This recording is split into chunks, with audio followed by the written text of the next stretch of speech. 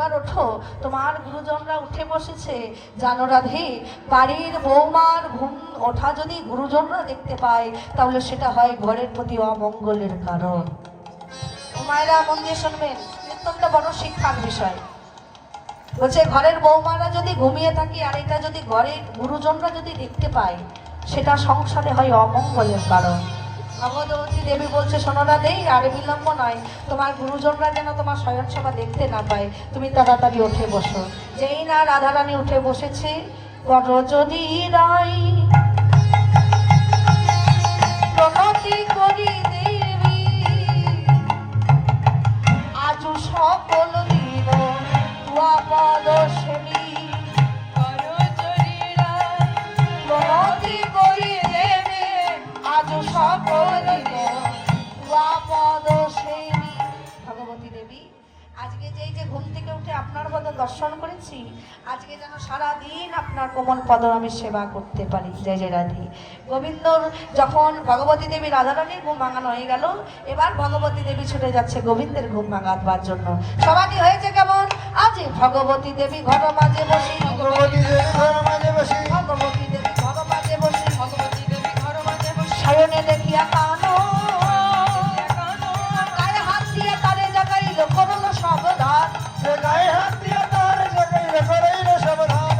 সতরে উঠিয়া তারে বন্দিয়া, সতরে উঠিয়া তারে বন্দিয়া, সতরে উঠিয়া তারে বন্দিয়া, উঠিয়া তারে বন্দিয়া। মায়না কাটাল হাতে, কাটাল হাতে, আশিস পাইয়া বাহির হইয়া মিলিল সখার সাথে, আশিস পাইয়া বাহির হইয়া মিলিল সখার সাথে।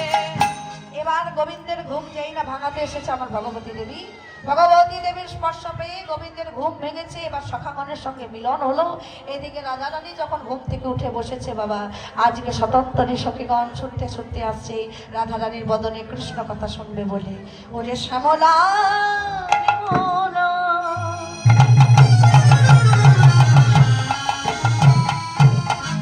অবলা মঙ্গলা,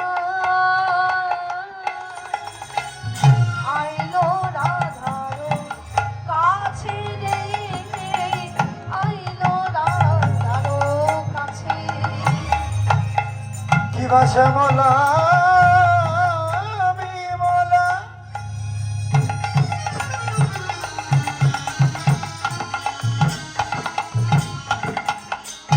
অবলা মঙ্গলা, আইলো আইল রাধার পাশে। রাধা যদিও সতন্ত্রী, তথাপি রাধারে প্রাণের অধিক ভালোবাসে। তারা যদিও স্বতন্ত্রী, তথাপি রাধারে পরাণের অধিক ভালোবাসে। স্বতন্ত্রী সখী কাকে বলে মা? একটু মন দিয়ে শুনবেন। স্বতন্ত্রী সখী কারা? যাদের কাছে আপনি মনের কথা খুলে বলতে পারবেন, আপনার প্রেম ভালোবাসার কথা খুলে বলতে পারবেন, কিন্তু বলতে পারেন না। বলতে পারেন এই কলিকালে কি কেউ স্বতন্ত্রী সখী আছে? কি বলে? এই কলিযুগটা এমন যুগ বাবা, আপনি আপনার মনের কথা যাকেই বলবেন সেই সেই মনের কথা জেনে দুর্বল জায়গাটা জেনে সেই আগেই আপনার দুর্বল জায়গায় আঘাত করবে। কি বলুন? আপনার মনের কথা আপনি যাকেই খুলে বলবেন সেই কিন্তু পরবর্তীকালে আপনাকে সেই দুর্বলের জায়গায় আঘাত করবে। তাই কলিকালে মনের কথা কাউকে বলা যাবে না, কোনোদিন মুখ ফসকে বলা যাবে না। জয় জয় রাধে। তাই আজকে শ্যামলা বিমলা ছুটে এসেছে রাধা রানীর কাছে, বলে রাধে তোর সখীর প্রেম ভালোবাসার কথা একটু বল। বল তাহলে শোন সখী। বধূ সে পরশ মনি রে, বধূ সে পরশ মনি, ওগো সেই অঙ্গ পরশে অঙ্গ আমার সোনার বদন ধারি, সেই এই অঙ্গ পরশে, এই অঙ্গ আমার সোনার বরণ খানি।